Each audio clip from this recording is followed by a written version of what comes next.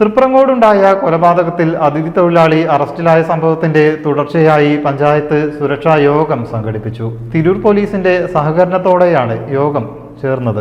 തൃപ്രങ്ങോട് നാളിശ്ശേരിയിൽ അടുത്തിടെ ഉണ്ടായ കൊലപാതകവുമായി ബന്ധപ്പെട്ട് അതിഥി തൊഴിലാളി അറസ്റ്റ് ചെയ്യപ്പെട്ട സംഭവത്തിന്റെ തുടർച്ചയായാണ് യോഗം കൂടിയത്. തിരൂർ പോലീസിന്റെ സഹകരണത്തോടെയാണ് യോഗം ചേർന്നത്.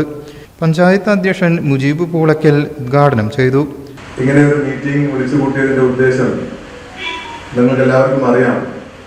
നമ്മുടെ നാളിശ്ശേരിയിൽ കഴിഞ്ഞ ദിവസം ദാരുണമായ ഒരു മരണമുണ്ടായി. ആ മരണത്തിൻ്റെ കാരണവും പത്രമാധ്യമങ്ങൾ വഴി നമ്മളെല്ലാവരും മനസ്സിലാക്കിയതാണ്.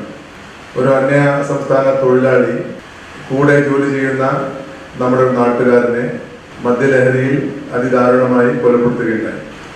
ആ കൊലപാതകം നടന്നത് പുലർച്ചെയാണ്. രാവിലെ 8 മണിയായപ്പോഴേക്കും പ്രതിയെ പിടികൂടാൻ നമ്മുടെ പോലീസിന് സാധിച്ചു. അതിൽ പോലീസിനെ ബഹുമാനപ്പെട്ട CI അവരുടെയും ടീമിനെയും ഹൃദ്യമായി അഭിനന്ദിക്കുകയാണ്. പഞ്ചായത്ത് ഉപാധ്യക്ഷ MP ഫൗസിയ അധ്യക്ഷയായി. Tirur station house officer Anilkumar Meppally മുഖ്യപ്രഭാഷണം നടത്തി.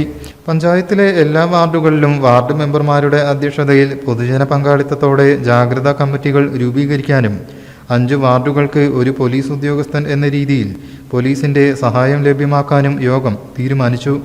അതിഥി തൊഴിലാളികൾ താമസിക്കുന്ന കെട്ടിടങ്ങൾ വൃത്തിയിൽ സൂക്ഷിക്കുന്നുവെന്ന് നിരീക്ഷിക്കാനും മതിയായ ശുചിമുറി സൗകര്യങ്ങൾ ഉണ്ടെന്ന് ഉറപ്പുവരുത്താനും പഞ്ചായത്ത് ആരോഗ്യ വിഭാഗം മുൻകരുതലുകൾ എടുക്കാനും തീരുമാനിച്ചു.